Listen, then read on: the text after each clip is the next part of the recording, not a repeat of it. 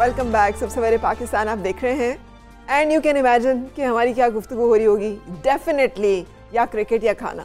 इस वक्त जो है खाना हो रहा था, बात हम क्रिकेट की करने लगे लेकिन हम वैसे बात खाने की कर रहे थे। खैर हम आपसे बात करेंगे क्रिकेट की कि कल दूसरा टेस्ट मैच जो है पाकिस्तान और जनूबी अफ्रीका का रावलपिंडी में जो है वो खेला जाएगा और दोनों टीमों ने सीरीज़ के दूसरे और आखिरी टेस्ट मैच के लिए तैयारियां बहुत तेज़ कर दी हैं, प्रैक्टिस की जा रही है और हम उम्मीद कर रहे हैं कि क्लीन स्वीप करेंगे हम जनूबी अफ्रीका को। बिल्कुल, आगे भी आप ही बता दें, मैं तो अभी तक खाने में ही उलझी हूं। अच्छा चलें, मैं आपको बताता हूँ एक अच्छी खबर भी है क्रिकेट लवर्स के लिए। वो ये है कि PSL में इजाज़त मिल रही है शायकीन को। पहले 25% जा सकेंगे, फिर 50% सेमीफाइनल और फाइनल में जा सकेंगे और ये बहुत अच्छी बात है कि तमाशाई जा सकेंगे और क्रिकेटर्स को बहुत अच्छा लगता है जब वहाँ पर जब छक्का लगता है और तालियां आती हैं और विकेट गिरती है तो फिर जो शोर हो रहा है। मगर मुझे लगता है हमारे शायकीन को ना एक बड़ा शौक भी है, वो है कि पता नहीं किसी तरह से जाके प्लेयर्स को मिले। तो बायोसिक्योर बबल भी चल रहा है, जो लोग जाएंगे उनको बड़ी जिम्मेदारी का मुजाहरा भी करना होगा। और दूसरा ये कि या तो वैक्सीन लगवा के जाएं या फिर ये कि खुद बहुत एहतियात से काम लें। और ये जो एक जज्बाती वो जो रिवायती पाकिस्तानी क्रिकेट फैन है ना, उसका किरदार ज़रा मुश्किल होगा स्टेडियम में बैठ कर निभाना। बड़ा देखने के मैच देखने के जो तरीके हैं ना वो भी तब्दील हो जाएंगे, वो तब्दील हो जाएंगे कुछ। और लेकिन अच्छी बात है कम लोग भी जाएं ज़रूर और जाके उसके बगैर तो क्रिकेट का मज़ा नहीं आता हमजा। बिल्कुल ऐसे ही है। तो अभी कुछ बात कर लेते हैं, हम ही सारी बातें नहीं करेंगे। नसीम राजपूत साहब हमारे साथ मौजूद हैं, सब्जियाकार हैं। नसीम राजपूत साहब अस्सलाम वालेकुम, गुड मॉर्निंग। पहले तो टेस्ट मैच की बात कर लेते हैं। क्या उम्मीदें आपको दूसरे टेस्ट मैच से और कोई तब्दीली मुतवक्के है? कोई पाकिस्तान तब्दीली कर सकता है? ओपनर्स नहीं चले थे। वालेकुम अस्सलाम हमजा और फरा। तब्दीली वैसे हो सकती है अगर देखा जाए तो, क्योंकि पिच की कंडीशन कराची के मुकाबले में पिंडी की बिल्कुल मुख्तलिफ होगी और आम तौर पे होती भी है। इसमें ख़ास तौर पे वेदर का बहुत बड़ा अमल दखल होता है, जिसमें स्पिनिंग ट्रैक या ऐसा ट्रैक जो कराची में बनाने में कामयाब हो गए थे या चूँकि इतनी ज़्यादा सर्दी नहीं थी शायद ऐसा ना बन पाए। अगर ऐसा ना बन पाया तो फिर लाजमी तौर पे पाकिस्तान किसी एक स्पिनर को ड्रॉप करेगा और उसमें नोमान के चांसेस बहुत ज़्यादा हैं। अगर नोमान ड्रॉप होते हैं तो उस सूरत में पाकिस्तान के पास दो ऑप्शन फास्ट बॉलर्स में मौजूद हैं, हारिस रऊफ की सूरत में मौजूद है और ताबिश खान की सूरत में मौजूद है। हारिस रऊफ की सूरत में जो है वो सिर्फ 7 फर्स्ट क्लास विकेटें हमें दिखाई देती हैं। कोई फर्स्ट क्लास क्रिकेट का इतना एक्सपीरियंस नहीं है, ये लॉन्गर वर्जन है। अब तक हमने हारिस रऊफ को शॉर्टर वर्जन में देखा है, T20 में देखा है या वनडे में देखा है। इस लिहाज से ताबिश की 598 विकेटें हैं, 598 विकेट्स हैं। कोई 12 उनके 10 विकेट्स हॉल हैं, कोई 25 उनके जो है वो 5 विकेट्स हॉल हैं। अपनी पिचेस पे खेलने का तजुर्बा है। और एक चीज़ बहुत इंपॉर्टेंट है हमजा के हमें ऐसे प्लेयर्स को मुंतखब करना चाहिए जिन्हें अपनी पिचेस पे खेलने का ज़्यादा से ज़्यादा एक्सपीरियंस है। ये हमने नोमान की सूरत में देखा, उन्हें पता था गेंद को पिच कहाँ पे करना है, आप जानते थे वो इन तमाम चीज़ों को। वो जो एक्सपीरियंस था वो पाकिस्तान के लिए काउंट कर गया था। अब देखते हैं पाकिस्तान टीम की मैनेजमेंट क्या करती है, ये बहुत इंपॉर्टेंट है। काफ़ी अरसे से फरा और हमजा हम यही देखते हुए आ रहे हैं, पसंद नापसंद बहुत ज़्यादा दिखाई देती है। इस T20 टीम के अनाउंसमेंट को अगर आप देख लें जो किया गया है अगेंस्ट साउथ अफ्रीका, आज जनूबी अफ्रीका के T20 क्रिकेटर्स भी पहुंच रहे हैं, वो भी किसी कमर्शियल फ्लाइट से आ रहे हैं। वो किसी ऐसा नहीं है किसी चार्टर्ड फ्लाइट से आ रहे हैं। तो कमर्शियल फ्लाइट से पहुंचेंगे, वो लाहौर में ज्वाइन करेंगे। फिर पाकिस्तान के वो प्लेयर्स के जो T20 टीम का हिस्सा है वो भी आज ज्वाइन करने के लिए जा रहे हैं। आज बड़ा इंपॉर्टेंट दिन है, लेकिन आज कौमी असम्बली में भी बड़ा इंपॉर्टेंट दिन है, आप दोनों को पता तो होगा। जी जी, आप किस तरफ इशारा दे रहे हैं, आप वो हमें क्लियर कर दीजिए, हम आपको बताएंगे हमें इल्म था या नहीं था। देखिए आज 2 बजे कौमी असम्बली के रुकन, कौमी असम्बली की कायमा कमेटी बराए बैनुल सूबाई राब्ता पब्लिक अकाउंट्स कमेटी के रुकन इकबाल मोहम्मद अली खान साहब आज एक सवाल उठा रहे हैं और वो सवाल जो है वो उन्होंने कल जमा करा दिया। आज 2 बजे जो सेशन होगा कौमी असम्बली का उसमें उमर अकमल के हवाले से वो बात करेंगे और उसके साथ साथ खालिद लतीफ़ के हवाले से वो बात करेंगे। इकबाल मोहम्मद अली खान पाकिस्तान की वो शख्सियत है कि जिन्होंने खेलों में करप्शन के हवाले से पहली मरतबा बिल जमा कराया किसी एक शख्सियत ने जब से पाकिस्तान की तारीख है। और अब वो बात ये कर रहे हैं, देखिए आपको याद होगा जिस वक्त PSL सीजन 5 से पहले उमर अकमल पे पाबंदी लगी थी तो उसके बाद इंडिपेंडेंट एडजुडिकेटर का तकर्रुर किया गया था केस को सुनने के लिए, जिन्होंने 3 साल की सजा उमर अकमल को सुनाई थी। फिर उमर अकमल ने अपील की थी और जस्टिस मीरा चौहान, उससे पहले फजल मीरा चौहान साहब ने जो है वो इस सजा को कम करके 18 माह कर दिया था। पाकिस्तान क्रिकेट बोर्ड ने ही दोनों जजेस का तकर्रुर किया था। आइन के तहत पाकिस्तान क्रिकेट बोर्ड ही जजेस के तकर्रुर का इस्तेकाक रखता है। उन्होंने दोनों जजेस को किया, लेकिन जब दूसरे जज ने सजा जो 36 माह थी वो कम करके जब 18 माह कर दी थी, तो पाकिस्तान क्रिकेट बोर्ड ने लुज़ैन में खेलों की सालसी अदालत से रुजू किया। तो वो ये कहते हैं कि पाकिस्तान क्रिकेट बोर्ड को इस तरह पैसा लुटाने की क्या जरूरत है। आप जो है वो अपने ही क्रिकेटर्स के अगेंस्ट जा रहे हैं, आप ही के लगाए हुए जज ने ये फैसला सुनाया है, फिर आप अपने जज के अगेंस्ट जो है वो जा रहे हैं। तो कितना पैसा है क्रिकेट बोर्ड के पास? क्या आपको अंदाजा है हमजा और फना, लुज़ैन में जो आप केस सबमिट करते हैं कोई भी खेलों की सालसी अदालत, तो लास्ट स्टेज है इंटरनेशनल स्पोर्ट्स के लिए, उसके पैसे ना पता नहीं कितने लाखों नहीं पता नहीं कितने पाउंड्स में या डॉलर्स के अंदर पे हो रहे हैं किसी एक क्रिकेटर के साथ। आप बात कर रहे हैं, आप इतने पर्सनल हो रहे हैं। मोहम्मद हफीज को भी साथ ही पे डिस्कस कर लेते हैं कि मोहम्मद हफीज को तो बायोसिक्योर बबल में आपने रखना है, लेकिन जनूबी अफ्रीका की टीम जिस तरह से आप कह रहे हैं कमर्शियल फ्लाइट से आ रही है, उन्होंने कहा था कि हम कोई इस तरह का जो बबल है उसके अंदर नहीं जाने लगे हैं। तो हफीज के साथ क्या कर दिया गया? शुएब मलिक को हटा दिया गया, परफॉर्मेंस बेहतर थी, हफीज को भी बिल्कुल साइड पे कर देंगे। हमजा आप पॉइंट कैच कर गए। वही जो मैं कमर्शियल फ्लाइट की बात कर रहा था कि ये किसी चार्टर्ड फ्लाइट से नहीं आ रहे। आपको याद होगा पाकिस्तान टीम जब कमर्शियल फ्लाइट से न्यूजीलैंड पहुंची थी तो पता चला था कि आधी टीम क्वारंटाइन करना पड़ गई थी, प्रॉब्लम क्रिएट हो गए थे। तो सेम ऐसा ही है। जनूबी अफ्रीका की जो इससे पहले टीम टेस्ट सीरीज के लिए आई थी वो चार्टर्ड फ्लाइट से आई थी, लेकिन जनूबी अफ्रीका क्रिकेट बोर्ड ने कहा कि वो इतने खर्चात बर्दाश्त नहीं कर सकते, इसलिए कमर्शियल फ्लाइट से आ रहे हैं। देखिए दुनिया में कोरोना की वजह से एसओपीज डेवलप हो रहे हैं। हफीज की जो परफॉर्मेंस है वो, हफीज अपनी जिंदगी में इतना अच्छा नहीं खेले जितना अच्छा है वो पिछले कोई 4-5 महीने से खेलते हुए आ रहे हैं या साल से खेलते हुए आ रहे हैं। रिसेंट पास्ट में आउटस्टैंडिंग परफॉर्मेंस है उनका। कोई मैच, इवन बाबर आजम भी उनका मैच दिखाई नहीं देते, इसलिए नहीं दिखाई देते हफीज के रन्स ने पाकिस्तान की जीत में रोल प्ले किया है, वो मैच विनर बने पाकिस्तान के लिए। ऐसे में आप 1 या 2 दिन का क्वारंटाइन जिद है असल में, तो मुझे ऐसा लगता है पाकिस्तान क्रिकेट बोर्ड के आला हुक्काम ने एक जिद बना ली है, क्योंकि वो जो 3 क्रिकेटर्स इमरान खान साहब से जाके मिले थे पैटर इन चीफ वजीर आजम पाकिस्तान से, और उनका कहना था कि डिपार्टमेंटल क्रिकेट को बहाल किया जाए, शायद उसकी कोई सजा। अजहर अब टेस्ट टीम के कप्तान नहीं रहे, मिसबाउल हक चीफ सिलेक्टर नहीं रहे, हो सकता है वो हेड कोच भी ना रहे, ये भी चांसेस दिखाई दे रहे हैं। हफीज को भी, ये 3 प्लेयर गए थे, तीसरे हफीज रह गए थे, और उसके बाद हफीज को हमने देखा कि उन्होंने एक झटका जरूर दिया, इसके बावजूद कि वो बहुत इन्फॉर्म प्लेयर है, और हमारे ख्याल में शायद हम किसी खुशफहमी का शिकार है। देखिए जनूबी अफ्रीका की टीम ने इस कराची टेस्ट पे भी 2 मरतबा आपको गर्दन से पकड़ लिया था।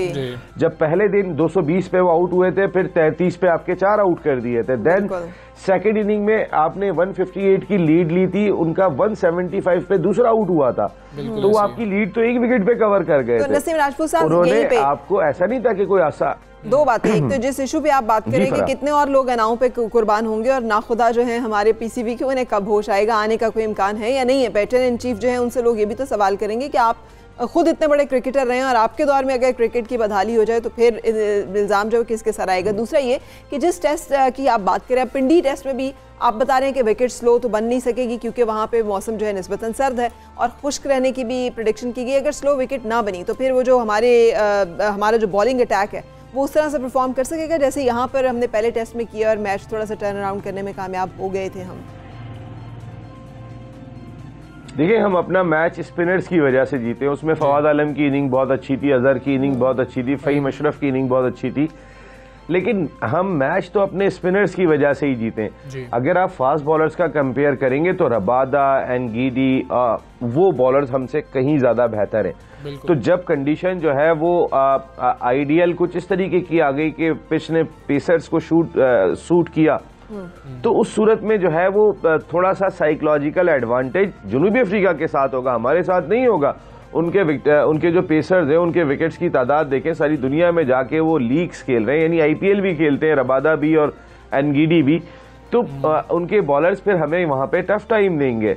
वहां पे आपके बैट्समैनों का भी सही इम्तिहान होना है क्योंकि आपके बैट्समैन जो है वो यहाँ पर भी कहीं ना कहीं कोलैप्स कर गए थे।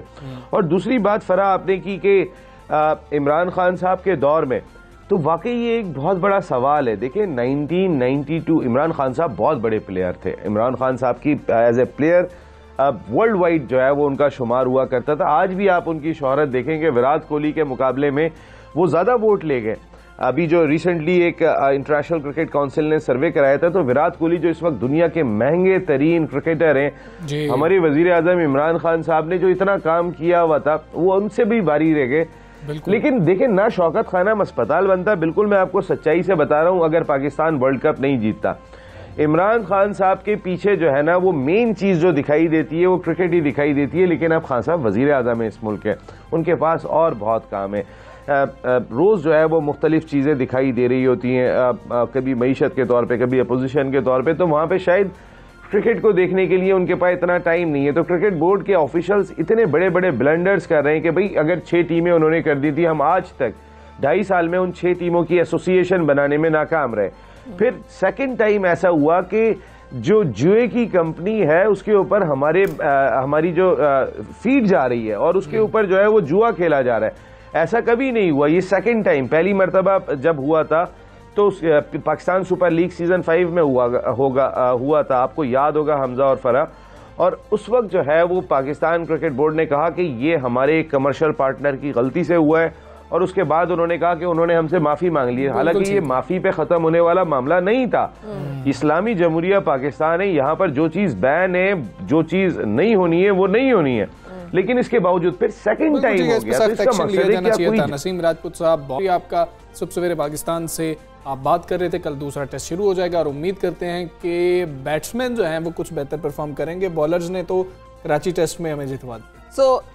पिच बनाने और पिच के ऊपर तवक्को लगाने से और फिर दुआएं मांगने और पूरी कौम को दुआओं पे लगाने से बेहतर है कि स्ट्रैटेजीज जो हैं उसको इम्प्रूव कर लिया जाए। यहाँ पर अगर नहीं अपनी थोड़ी सी बाउंसी पिच पे अगर नहीं खेल सकेंगे तो बाहर जाके ग्रासी एंड बाउंसी पिच में हमने क्या परफॉर्म करना है, फिर वहाँ पर तो हमारे स्पिनर्स जो वो नहीं चलेंगे। हमारा एक और बात जो है वो शेयर करें हम अपने व्यूअर्स के साथ करते हैं उस हवाले से। आज के जदीद दौर की हमने पहले भी बात की, हम जिस तरह से टेक्नोलॉजी का जिक्र करते हैं, पिंड दादन खान के नवाही गांव दौलतपुर में बैलों की मदद से लकड़ी और पत्थर से तैयार करदा कोहलू से सरसों का तेल निकालने का तरीका आज भी राइज है। और ये तेल जो है ना खालिस तरीन होता है।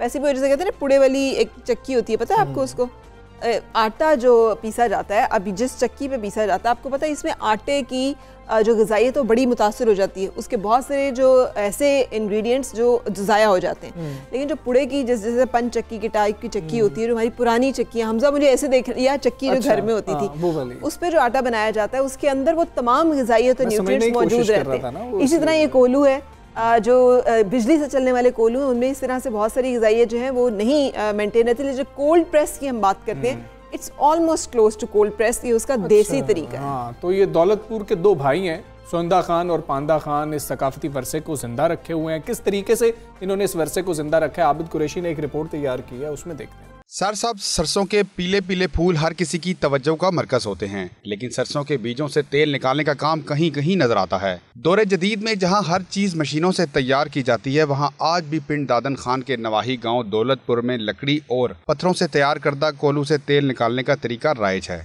पत्थरों और लकड़ियों की 7 तहों से बनाए गए कोलू के साथ मंसलिक लकड़ियों में बैल को आंखों पर पट्टी बांधकर जोत दिया जाता है, जो मुसलसल कई घंटे चक्कर काटता है, जिससे कोलू में डाले गए सरसों के बीजों से तेल निकलना शुरू हो जाता है। दौलतपुर के रिहायशी 2 भाई सोंदा खान और पांदा खान इस सकाफती विरसे को जिंदा रखे हुए हैं। ये खानदान 1970 से ये काम कर रहा है। 4-5 तेल हैं जो हम निकालते हैं और बहुत मुद्दे से, तकरीबन 35-40 साल का तजर्बा ये मेरा है। 30-35 साल हो चुके हैं हम काम करते हैं। अहले इलाका का कहना है कि उन्हें दोनों भाइयों पर फख्र है कि वो दौरे कदीम की इजाद और हमारी सकाफती रवायात को जिंदा रखे हुए हैं। वो लोग जो मार्केट से मिलने वाले ऑयल और घी को इस्तेमाल करते हैं, मेरा उनके लिए मशवरा ये है कि वो इस कोलू से निकलने वाले ओरिजिनल तेल को इस्तेमाल करना शुरू कर दें। कोलू से सरसों का तेल निकालने से ये साबित होता है कि यहाँ के लोग अपनी सकाफत से किस हद तक प्यार करते हैं। जिंदा कौमें हमेशा अपनी सकाफत से जुड़ी रहती हैं। कैमरा टीम के साथ आबिद कुरैशी, 92 न्यूज़, पिंड दादन खान। भाई हमजा, मैं तो जा रही हूँ यहाँ पे, मुझे मिल नहीं रहा था काफ़ी अरसे से। कोल्ड प्रेस जो है ना, वो पूरी दुनिया में आप देखें ना, कोई भी तेल की कीमती सी बोतल उठाए, उसके ऊपर आप पढ़ें तो उस पर लिखा होगा cold press, version olive oil जैसे, कोल्ड प्रेस, तो ये कोल्ड प्रेस का बेहतरीन तरीका है। ये जो बिजली से चलने वाली चीज़ें हैं उसमें वो उसकी जो गर्माइश होती है उससे बहुत सारे आपने अब जाना ना, आपने हैं। मेरे साथ राब्ते में रहना है और मैं आपके लिए लेकर आऊँ वहाँ से? नहीं, आपने मेरे साथ राब्ते में रहना ना, ताकि मैं आपको ऑर्डर, मैं बाकियों से भी पकड़ लूँगा ना ऑर्डर, फिर मैं आपको बताऊँगा कि इतना लेके आ जाएँ। खैर, ये हमारा वर्षा है, सकाफत है, हमारे फनकार भी हैं, लेकिन हम कदर नहीं करते हैं। हाँ, ये that is the sad part. और जिस फनकार की हम बात करने जा रहे हैं, जिन्हें हम कहें शहनशाह गज़ल का टाइटल हमने नहीं दिया। उर्दू ज़बान और उर्दू गायकी से जो लोग मुतारिफ हैं, उन्होंने अपने अंदाज में उनकी जो तारीफ़ की और उनको जो सराहा, तो उन्होंने उनको इस तरह से अप्रिशिएट किया। लेकिन मैंने ख़ुद इनको 2012 में इंटरव्यू किया था, और वो जो एक स्टेट होती है जहाँ पर एक इतना बड़ा फ़नकार जो है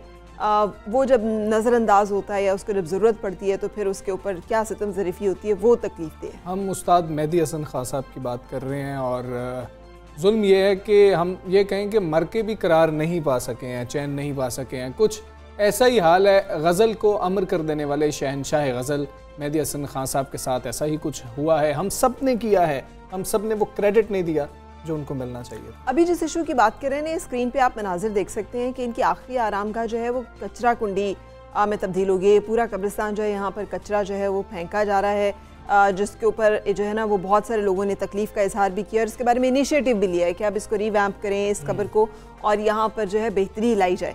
सो इस हवाले से हम बातचीत करेंगे, और हमारे साथ मेहदी हसन के बेटे मौजूद हैं, जनाब आरिफ मेहदी साहब। अस्सलाम वालेकुम आरिफ मेहदी साहब, थैंक यू फॉर ज्वाइनिंग। फरमाइए, कैसे हैं आप, क्या अहवाल हैं? और ये जिस इशू को लेकर हम बात कर रहे हैं, इसमें एडमिनिस्ट्रेटर कराची से आपकी बातचीत हुई है?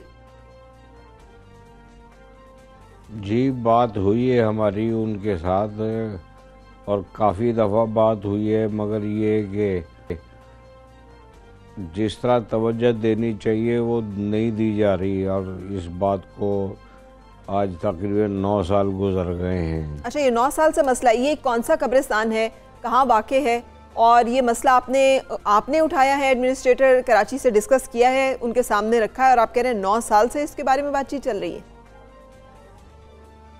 जी बिल्कुल, मैं काफ़ी दफ़ा जब ये डॉक्टर सैफुर रहमान साहब डिप्टी कमिश्नर थे, सखी हसन पे इनका जो ऑफिस है, तो मैं वहाँ जाता रहा उनके पास, उनसे मिला हूँ मैं 2-3 दफ़ा।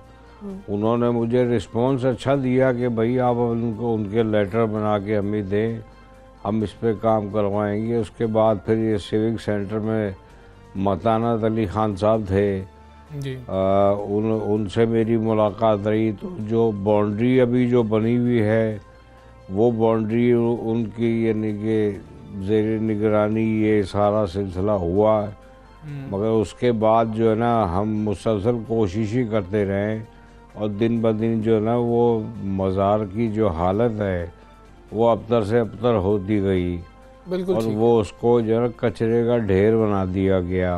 बिल्कुल ठीक। तो बाद में फिर हमने थोड़ा, तब लोगों ने जब हमसे बात की तो हमने उसको तवज्जो देनी शुरू की।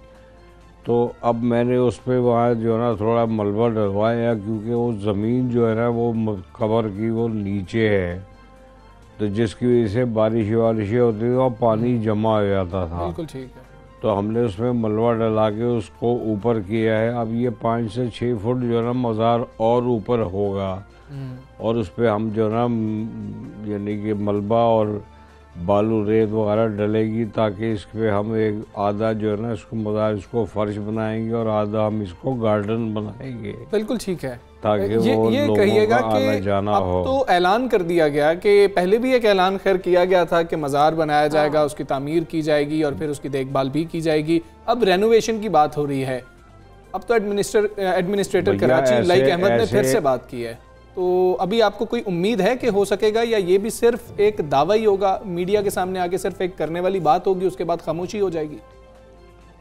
नहीं, कोई उम्मीद नहीं हमें, क्योंकि ऐसे दावे बहुत हो चुके हैं, मगर यह कि अमल कुछ नहीं हुआ है, समझ में आई ना। हाँ, एक मतानत अली खान साहब थे जिन्होंने वो बाउंड्री दीवार खिंचा दी। उन्होंने मुझे एक बात कही थी कि आरिफ आपको यहाँ डेली आना पड़ेगा, और मैं डेली तकरीबन यकीन करें आप 4 महीने मैं वहाँ जाता रहा हूँ, और उसकी वजह से वो 8 फुट दीवार बनानी थी, उसको जो ना 6 फुट की बना दिया गया।